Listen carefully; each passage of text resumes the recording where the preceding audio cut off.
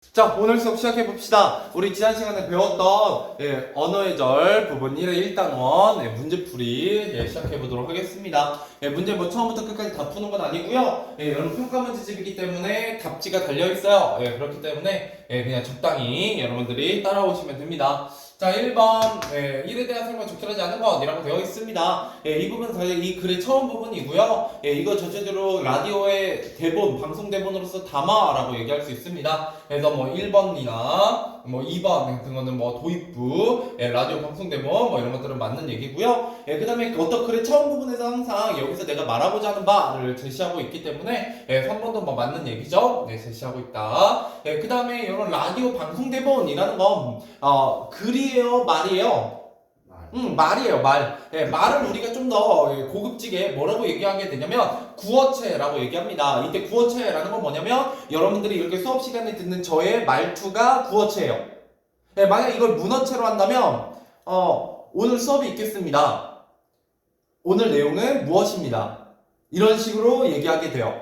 약간 어떤 차이인지 느껴지시나요? 약간 문어체가 좀 더 딱딱하고 정중한 느낌이 있어요. 그래서 이런 걸 우리가 1번과 관련이 있어서 구어체다라고 얘기하게 되고요. 그 다음에 기본적으로 여기서는 어떤 말에 대한 얘기이기 때문에 이런 라디오 방송을 할 때는 기본적으로 비유나 상징을 주로 활용하지는 않죠. 이건 뭐에 대한 설명이다? 시에 대한 설명이다. 이렇게 보시면 되겠습니다. 넘어가 보도록 하죠. 이런 걸 제가 굳이 설명할 필요가 있을까 싶어요. 자, 그 다음. 자, 두 사람 이상이 모여 말로써 서로의 생각이나 느낌을 표현하고 이해하는 의사소통 방법을 의미한다. 우리 지금 뭐에 대해서 배우고 있다? 담화에 대해서 배우고 있다. 그죠? 그래서 우리가 여기서는 이제 담화라고 얘기하게 됩니다. 우리가 이제 평소에는 그냥 대화라고 얘기하게 되는데, 담화라고 보시면 되죠? 대화라고 나와 있나? 대화라고 되어 있구나. 대화. 본문에서는 대화. 자, 대화는 두 사람 이상이 모여 말로써 서로의 생각을 느낌을 주고받는 의사소통 방법이다. 그래서 원래 이제 국어에서는 대화라고 얘기하는 경우가 좀 더 많은데, 담화라고 얘기하는 경우가 많은데 책에는 대화라고 나와 있으니까 대화라고 쓰셔도 맞습니다. 대화라고 써야지 원칙적으로. 그죠? 자, 그래서 우리 이제 그 다음에 보시면 대화의 원리이고요. 제가 지난 시간에 열심히 이 부분을 설명해 드렸어요. 대화의 원리에 대한 얘기를 좀 열심히 드렸습니다. 자, 대화의 원리라는 거, 대화 참여들이 지켜야 되는 태도나 규칙이에요. 대표적으로 공손성의 원리와 순서교대의 원리가 있어요. 이제 공손성의 원리의 키워드는 뭐였냐면 대화를 할때 그렇지, 언어의 절을 지켜야 되는데 공손성의 원리는 보통 존중과 배려를 해야 된다라는 얘기가 나오면 공손성의 원리에 대한 설명이고요. 순서교대는 당연히 자신의 순서를 지켜서 얘기해야 된다, 뭐 이렇게 얘기하게 됩니다. 됐죠? 자, 3번. 상대방의 말을 가로채는 것은 순서교대의 원리에 머문다는 거죠. 그죠? 상대방을 존중하고 배려하면서 공손하게 말하는 건 공손성의 원리예요. 자, 그 다음에 상황과 대상에 맞게 언어의 절을 갖추는 것, 순서교대의 원리보다 뭐에 가깝다? 공손성의 원리에 가깝죠? 정답은 5번입니다. 근데 여러분들 이것보다는 좀 뭐를 기억하고 계셔야 되냐면 제가 지난 시간에 열심히 설명드렸던 것 중에 자, 공손성의 원리에는 5가지의 경률이 있어요. 5가지의 경률. 뭐뭐 있어요? 첫 번째는 무슨 상황에서 얘기하는? 부탁하는 상황, 부탁받는 상황에서 하는 경률이 있죠. 첫 번째가 뭐냐면 내가 부탁을 해. 그러면 상대방에게 뭐를 적게 줘야 돼요? 부담을 적게 주고 뭐는 많게 보이게 해야 돼요? 이익. 그죠? 부담은 줄이고 이익은 높이는 부탁할 때는 어떻게 해야 된다? 요령 있게 해야 돼요. 요령의 경률. 됐나요? 자, 두 번째, 부탁을 받는 사람이에요. 내가 이거를 들어주든 안 들어주든 나한테 뭐가 많고 나한테 이익이 많아. 그렇지. 이익이 많으면 내가 당연히 부탁을 들어줘야 되잖아. 그게 아니라 부담은 많고 뭐는 적은데 이익은 적은데 내가 너의 부탁을 들어줄게 라고 생색을 내야 된다는 거예요. 자, 이왕이면 부탁을 들어주잖아요. 들어주니까 뭐가 있어요? 관용이 있어. 관용의 경륜. 알겠죠? 외우실 때 그냥 생으로 단편화해서 외우시는 게 아니라 흐름과 맥락이라는 게 있어요. 예, 그런 걸 좀 생각하시면서 외우시면 여러분들이 좀 더 나으실 거다라는 얘기를 항상 드립니다. 자, 그 다음에 두 번째 상황입니다. 두 번째 상황은 칭찬에 대한 얘기였어요. 예, 칭찬을 하는 사람은 상대방에게 뭐를 많이 하고요? 당연히 칭찬을 많이 하고요. 그죠? 예, 추켜 세워주고. 네, 그 다음에 뭐를 적게 해요? 비판, 비난을 적게 해요. 그죠? 예, 이런 걸 우리가 뭐라고 하냐면 칭찬에 찬자를 써서 찬성하는 것 칭찬하는 거 동의해라고 해서 찬동의 경륜이에요. 찬동. 원래 이때 동자는 이제 동의하다 할 때 동자보다 움직일 동자에 가깝지만 아무튼 찬동의 경륜이고. 자, 그다음에 거기에 있는 네 번째 이제 칭찬을 받았어요. 그럼 뭐 해야 돼요? 나를 칭찬하는 내용은 줄이고요. 그죠? 뭐를 늘려야 돼요? 겸손함을 늘려야 돼요. 자, 무슨 원리? 무슨 경륜? 겸양의 경륜. 그치? 예. 그래서 제가 말했잖아요. 지난 시간에 또 개념 설명을 여러분들 30분 듣는 건 생각보다 여러분들 어떤 공부나 점수에 지대한 영향을 끼치지 않을 수 있어요. 심지어 학교에서도 했잖아요. 학교에서는 이런 얘기 아예 안 하시던가요? 나왔어요. 그죠? 예, 나온다고요. 예. 그런데 이게 단순히 그 한 번 개념을 듣고 끝나는데 그치는 게 아니라 반복해야 돼요. 영어 단어 외워봐서 알잖아요. 영어 단어는 10개 외우면 자고 일어나면 한 4개밖에 안 남아요. 그죠? 그래서 4개 남으면 많이 남죠? 그걸 또 외워요. 나머지 6개 까먹었던 걸 외우죠? 그게 또 10개 외우고 자고 일어나요. 그럼 어때요? 그 4개 외웠던 것 중에 또 1개가 까먹어져 있고요. 그나마 6개 외웠던 거에 또 3개가 기억이 나요. 그러면 총 몇 개가 되냐면 6개가 되죠. 그 다음에. 이해되세요? 예. 그러고 나서 또 시간이 지난 후에 또 외워야 돼요. 그러면 10개까지는 아니더라도 7, 8개, 9개까지 외워진다고요. 근데 여러분들이 국어는 스스로 그렇게 복습하고 뭔가 진짜 치열하게 고민해서 기억하려고 하는 그런 신경을 쓰기가 되게 어려운 과목이에요. 왜? 우리말이야. 읽으면 아는 것 같아. 근데 방금 제가 질문을 던졌잖아요? 그러면 여러분 바로 떠올라요? 안 떠올라요? 잘? 안 떠올라요. 근데 모르는 내용이에요? 그건 아니야. 그러니까 알긴 알아. 근데 그게 안 나와요. 꺼내지지가 않는다고요. 그래서 그런 과정을 이런 문제풀이 수업을 통해서 계속 꺼내보는 거예요. 일주일 뒤에. 그래서 오늘 또 언어 예절이 자습서로 숙제로 나갈 거라고요. 그러면 다음 주에도 또 이 얘기 또 하겠죠. 여러분 문제 풀어오면서 공부하시고 제가 또 수업 시간에 얘기할 거예요. 그러면 어떻게 된다?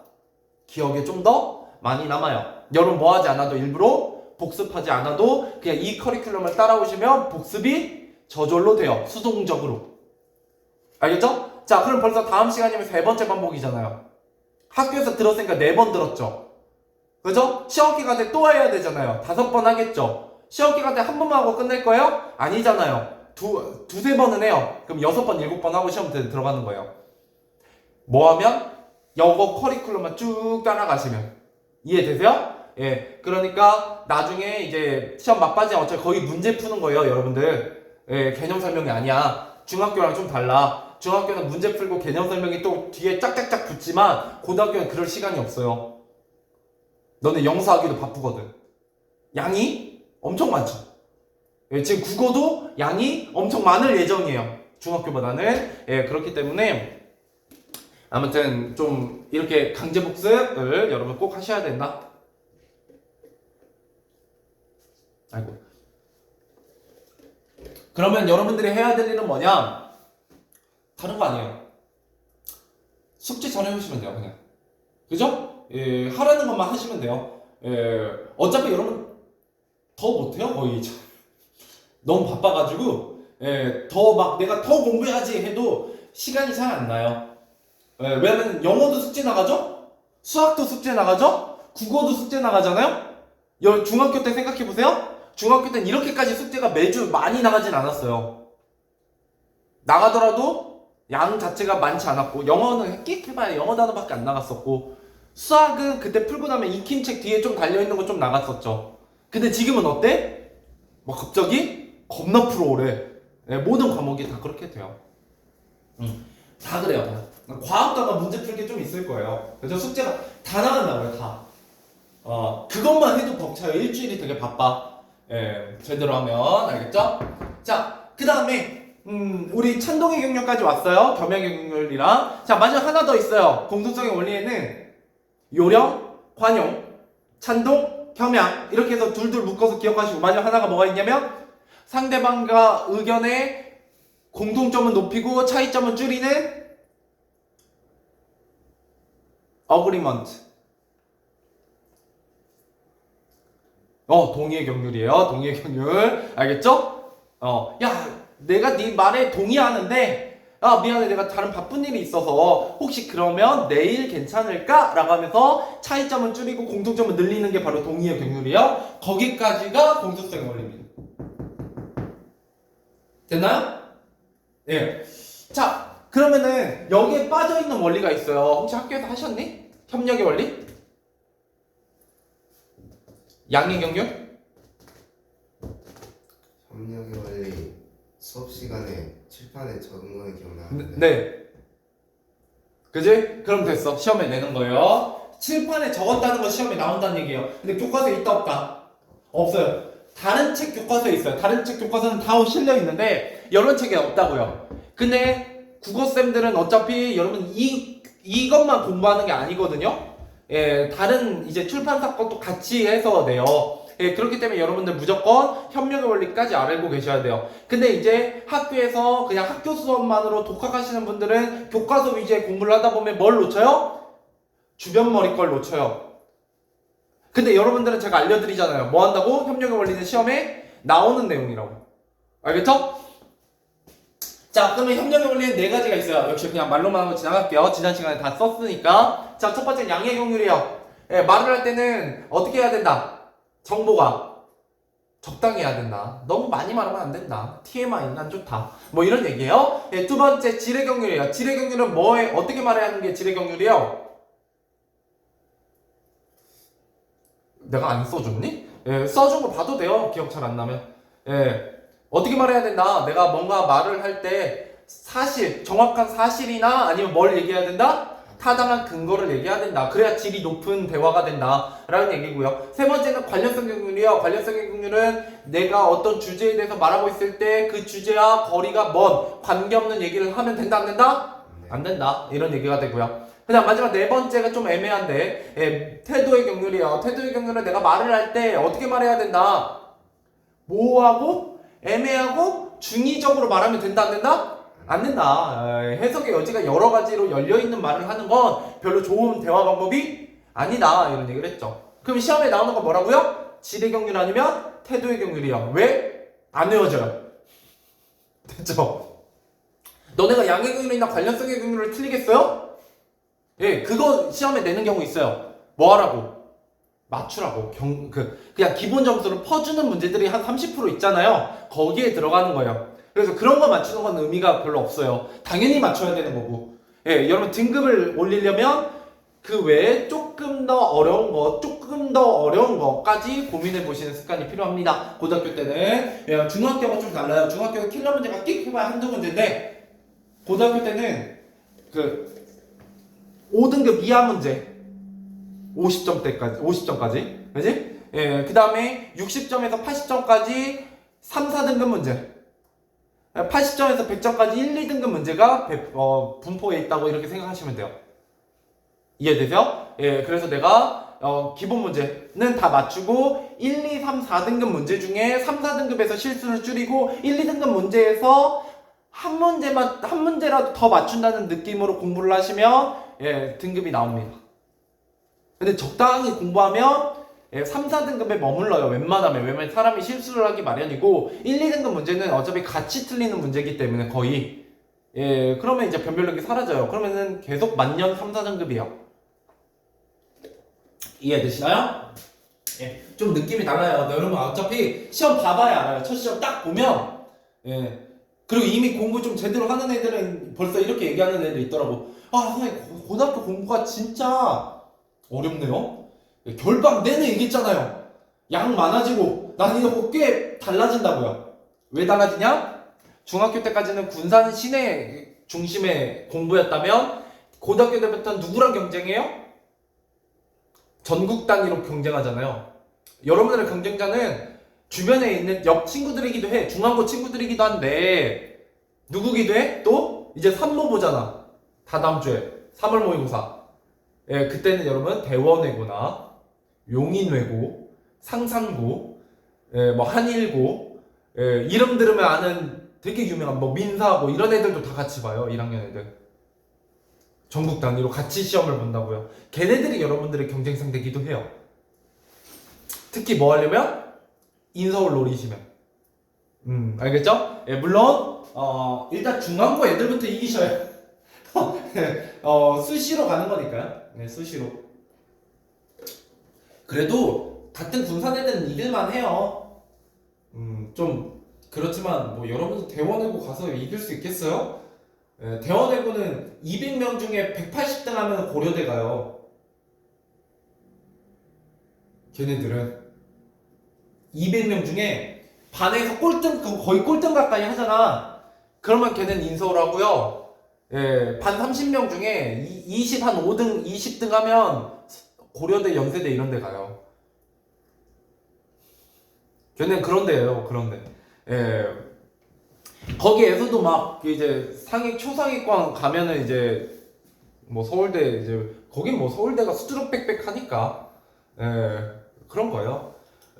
예전에 그 나 혼자 산다의 전현무가 외고 출신이거든요. 봤어요? 나 혼자 산다? 그 얼마 전에 나왔는데 저저번 주가 거기에 전현무가 나왔는데 전현무 이제 고등학교 동창들이 나왔어요. 동창들이 나왔는데 자기랑 친한 친구 4명이 더 있어. 전현무 빼고. 근데 그 중에 이제 2명이 나왔거든요. 2명이 다 뭐냐면 대학교 교수님들이에요. 둘 다 서울대거든. 전현무가 서울대가 아니에요. 그죠? 근데 전현무도 어떤 사람이냐면 언론고시 3관왕이에요. YTN, 뭐 KBS, 뭐 해가지고 그 기자까지 해서 원래 언론 들어가는 게 진짜 힘들거든요. 예, 근데 그 3개를 다 합격했어요. 그러니까 머리 정말 똑똑한 사람이거든요. 근데 그 사람이 그 학교에서 수재가 아니었던 거지. 예, 진짜 수재였던 친구들, 친한 친구들은 뭐 하고 있어요? 서울대 나와갖고 대학교 교수하고 있고, 한 사람은 서울대 교수하고 있어요. 그런 거예요. 근데 여러분 중앙고를 비하하는 게 아니에요. 어차피 저도 동고 나왔기 때문에 비하하는 게 아니라 거기에는 뭐 해봤자 얼마나 대단한 애들이 다니겠어요. 그렇진 않다고요. 이길만 하다고요. 예, 조금만 더 하시면 돼요. 조금만 생각보다. 근데 그 조금이 되게 뭐하다? 정말 정말 괴로워요. 나도 어차피 못했기 때문에 여러분 무조건 하라고 하는 건 아니고, 예, 생각보다 어렵진 않은데 또 생각보다 어렵기도 해요. 예. 자, 아무튼 그래서 항상 여러분 공부하실 때는 뭐를 염두에 두시면서 공부하셔야 되냐? 포인트. 뭘 공부해야 되고 뭘 기억해야 되는지가 정확하게 쓰셔야 돼요. 예, 그런 건 어떻게 한다? 학원 수업과 학교 수업을 번갈아 들으시다 보면 겹쳐서 나오는 얘기들이 있어요. 그걸 집중해서 들으시면 됩니다. 자, 그냥 뭐 3번은 맞는 얘기고, 예, 4번은 예, 또 똑같은 말이니까 넘어갑시다. 그 다음에 이거 뭐야? 똑같잖아. 예, 언어인지를 갖춰 대화할 때 고려할 사항은 2가지를 쓰시오. 뭐 이렇게 되어 있네요. 예, 뭘 고려해야 돼요? 예, 말하는 이와 듣는 이 사이의 관계나 네, 대화상 등을 고려해야죠. 됐죠? 예, 넘어갑시다. 이거 답지 있으니까 답지 보셔도 돼요. 제가 안 하고 넘어가는 건. 예, 5번 같은 거 그냥 답지 확인하세요. 예. 6번 곤선생 원리 중 예, 사과기와 가장 관련이 깊은 거.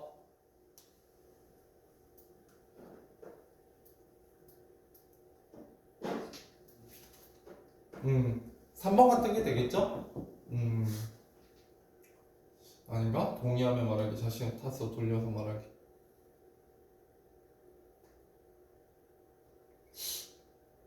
아닌가? 2번인가? 자신을 낮추어 겸손하게 됐고, 동의하면 됐고, 상대방을 부담스럽게 됐고, 자신의 탓으로 돌려서 사과할 때는 2번이 좀 더 맞겠네요.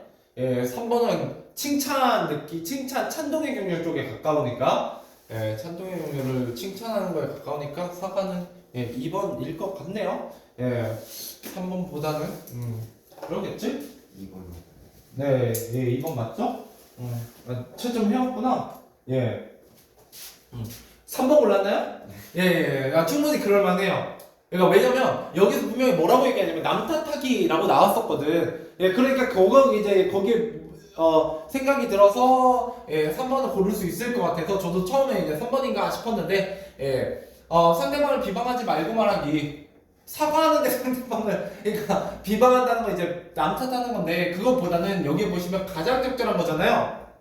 그죠? 사과할 때 가장 기본은 뭐예요? 자신 잘못을 고백하고 다음에 그걸 다시 재발 안 하겠다는 방지 약속을 하는 게 사과의 가장 기본이에요. 그죠? 예. 그렇기 때문에 일단 네, 자신의 탓이다, 내 탓이다 라고 얘기하는 게 가장 기본이고요.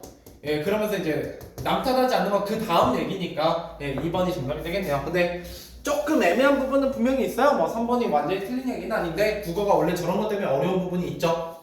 자, 그 다음에 사과하는 상황에서 대화하는 방법으로 적절하지 않은 거. 예. 뭐 이거는 여러분들 5번 문제랑 같은 얘기죠? 예, 그래서 넘어가 볼게요. 예, 채점 해보시고요. 예, 그냥 몇 번인지만 얘기할까? 7번의 정답은? 2번. 네, 2번이죠. 예, 사과의 말은 직접적으로 해야 됩니다. 예, 우회적으로 돌려 말하면 안 되고요. 자, 8번. 예, 재영이의 사연 가운데 기억과 맞지 않는 내용을 찾고 그 까닭을 쓰시오. 준 언어적 비언어적 요소라고 했을 때 예, 재영이의 사연을 보면 여기 뿌르퉁한 표정을 지으며 라는 C 부분이 있죠? 예, 그런 부분이 잘못됐다라는 거예요. 예, 진심이 담겨있지 않은 것처럼 보이죠.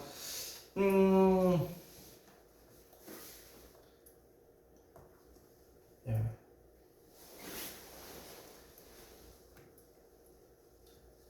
채점해보세요. 예, 내가 이걸 시간을 지금 여기서 더 들여서 설명하는 건 좀 비효율적이에요. 왜냐면 문제 자체가 뭐 딱히 막 내가 설명해줘야 꼭 내 설명을 들어야만 되는 문제가 별로 없거든요. 예, 차라리 틀린 거 질문만 받는 게 나을 수도 있어요. 10번? 훌륭하네. 예. 그치? 봐봐. 10번 정도만 한번 보죠. 몇 페이지 하면, 예, 9페이지? 10번? 9페이지 10번. 채점까지 해오니까 훨씬 좋다. 야, 내가 편하다. 자, 여러분들 이런 거 딱 보셨을 때 조심하셔야 되는 거 일단 가장이라는 말이 고등학교 올라오면 되게 많이 들어갑니다. 문제에 가장이라고 하면 뭐가 있다고요? 아까처럼 애매모호하고 되게 정답이 될 수 있는 굉장히 매력적인 오답이 들어가 있어요 라는 말이에요. 그래서 충분히 가장이라는 말이 나왔을 때 헷갈리는 부분이 있고 시험에서 되게 잘 풀릴 수 있습니다. 근데 그럴 때는 여러분들 항상 국어 풀 때 이런 말 들어본 적 있을 거예요. 문제 안에 정답이 있다. 자, 그게 어떤 말이냐? 바로 이런 거예요. 명찬이의 말하기 목적에 대한 얘기잖아요. 여기서 묻고자 하는 건 뭐라고요? 명찬이의 말하기 목적에 대한 얘기를 물어보고 싶은 거예요. 자, 그러면 명찬이의 말하기 목적은 뭐냐? 라고 했을 때 뭐 하고 있어요? 부탁하고 있죠. 여기까지 이해되세요? 자, 그랬을 때 예, 결국 그러면은 말하기 목적은 부탁이에요. 그죠? 자, 그런데 이게 성공하지 못했어요. 왜냐? 여기 보면, 야, 청소 좀 해줘. 째째하게 굴지 말고. 그죠? 여기까지는 나쁘지 않았는데, 째째하게 굴지 말고 라고 말하는 순간, 화를 내고 있죠, 상대방이. 부탁을 거절당하고 있어요. 자, 그러면 이때 째째하게 굴지 말고에 대한 얘기를 고르셔야죠. 자, 자시사정 아니죠. 째째하게 자시의 사정은 아니잖아요. 자, 째째하게 연호의 상황을 살피지 않은 건 아니죠. 그죠? 세 번째, 귀담아 듣지 않은 것도 아니고요. 그죠? 예. 그 다음에 연호가 어렵게 부탁한 거야. 째째하게 굴지 말고가 아니잖아요. 예. 명찬이 어떻게 얘기했어요? 가장 유명한 거. 연호가 자시해. 그러네? 예, 충분히 헷갈릴 수 있네. 명찬이가 친구인 연호에게 너무 째째하게 공수한 표현은 아니죠. 그럼 다시 한번 봐야 되겠네? 명찬이가 그냥 좀 바빠서 그래.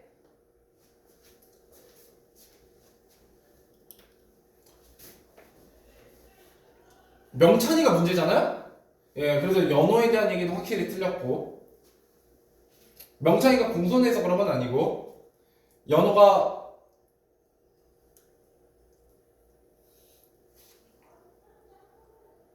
네, 정답은 1, 2번 중에 고르셨겠네요? 그죠? 예, 1, 2번 중에. 예, 그랬을 때 연호가 자신 사정만 늘여놓았기 때문이다. 명찬이가 연호의 상황을 살피지 않았기 때문이다. 혹은 뭐 3번 고르셨을 수도 있긴 한데. 예, 봐봐요. 연호가 문제가 있어요? 여기에 문제는 누구예요? 명찬이니까. 그죠? 예, 명찬이가 지 부탁만 하고 있고요. 상대방이 뭐라고 했어, 분명히. 오늘 축구 시합이 있어 라고 자신의 사정을 설명했잖아요. 그랬는데 내가 좀 바빠 그냥 좀 그래 야 해줘 째째하게 굴지 말고 라고 상대방의 사정을 무시하고 있잖아요. 연호의 사정을. 예, 그러면 정답은 2번이겠죠?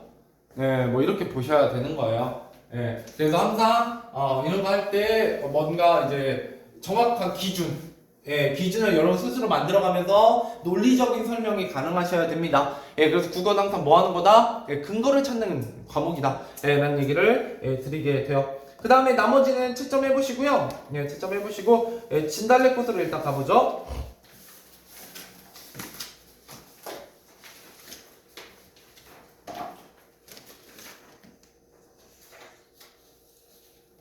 몇 페이지라고 돼 있니? 5페이지. 네, 5페이지.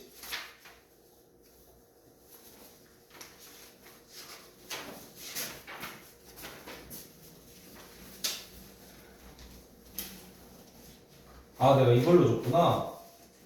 네.